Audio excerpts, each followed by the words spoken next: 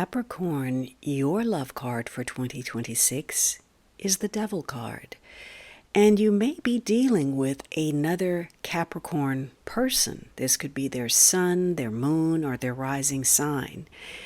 If not, perhaps this is a year where you play a pivotal role, have strong influence over a partner, or maybe it's all about you, whether you're coupled or single. If that doesn't resonate, you may be dealing with someone older, a relationship with an age difference. Maybe it's someone from your past or someone you've known for a very long time.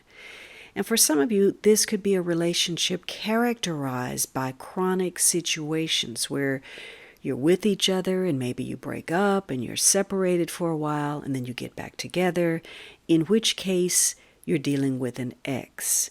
Or maybe you or the partner is a widow or widower. Now, your love interest may be someone well established, a business person, or someone with a laborious profession, either actual physical labor or the job is tedious in some way. Perhaps the central concern of their work is organization, engineering. Maybe they're a pattern maker, a surveyor, or they work as an efficiency expert. Or the person you're involved with may work in civil service as an economist or in politics. Perhaps your love interest works in a health profession related to teeth, bones, or joints. And for some of you, the partner's profession is tied into land, property management, real estate, or jobs that work with land or the earth. So there could be a link to natural resources, things that come from the earth or depend on the earth, agriculture or ranching. And still others, the vocation ties to the end of life, estate agents, funeral directors. Now, if your love interest has health issues, it might be something chronic or long-standing, or maybe they suffer from depression or arthritis. They could have hearing problems or ailments that are the result of aging. And your approach to love this year might be very cautious. Maybe you're non-committal, especially if you're pessimistic or cynical about life, or you've experienced problems in a relationship with trust or loyalty issues. So this time around, you could be seeking a guarantee, which of course doesn't exist. Now, your partner may be very serious, reserved, conservative, very ambitious, very disciplined in their approach to life. And this might be due to holding a position of authority or responsibilities as a parent. So this person could have a lot of self-control. They might even deprive themselves of a great deal in order to achieve a goal, especially if it's motivated by the desire to accumulate wealth. And they also want a partner who garners respect, and they may be attracted to those in high position, sometimes for reasons of vanity or personal gain. Now, this could also be vice versa. You may be dating someone who heads a company or a department or is well known in the public. And in some cases, because of the circumstances, your relationship is in full view of the public. Now, if you're in a negative relationship, this might be due to situations that are beyond your control. Maybe it's financial issues that include losses, bankruptcy, debts, or maybe it's illness or some hardship. And your dissatisfaction may come from monotonous or unfulfilling exchanges because a partner is narrow-minded, or maybe there's a habit of belittling. The relationship is full of jealousy, selfishness, or there's just too much focus on materialism. Still, some of you may refuse to leave the relationship out of fear and codependency, fear of retribution, fear of being alone, fear of inadequacy.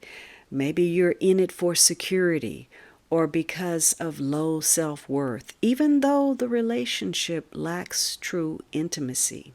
Now, this could be an abusive or destructive relationship marred by addictions or obsessions with power, sex, or money. So it could be a confining or oppressive situation that makes you feel stuck. But also, it might be an exploitative element on both ends of an unhealthy attachment. For some of you, this relationship represents the attempt to work through karmic situations linked to this lifetime or because of the residue of past lives. Now, if you're looking for a mate and haven't yet found your partner, you may experience periodic episodes of loneliness or depression, and this causes you to do a lot of retrospection about the past and your history. Maybe you're looking at habits or patterns that contributed to setbacks or downfalls. But some of you have made the conscious choice to remain single and celibate because you just view relationship as too burdensome to suit your lifestyle. If you're involved, it may be external events, heavy responsibilities, or shifts in the relationship that cause a delay or a postponement of plans for marriage. Maybe you have to focus on something else and relationship gets put to the back burner. On the other hand, you or the partner may be procrastinating because of shyness, or you're nervous about making a move and how that may play out.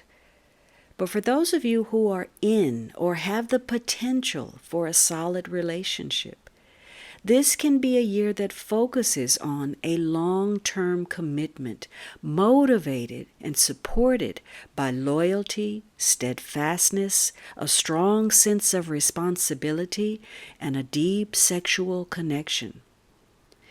Regardless of the nature of your union or the potential for one, this is a year where you'll need to consider the motivation behind your own actions to maintain your integrity.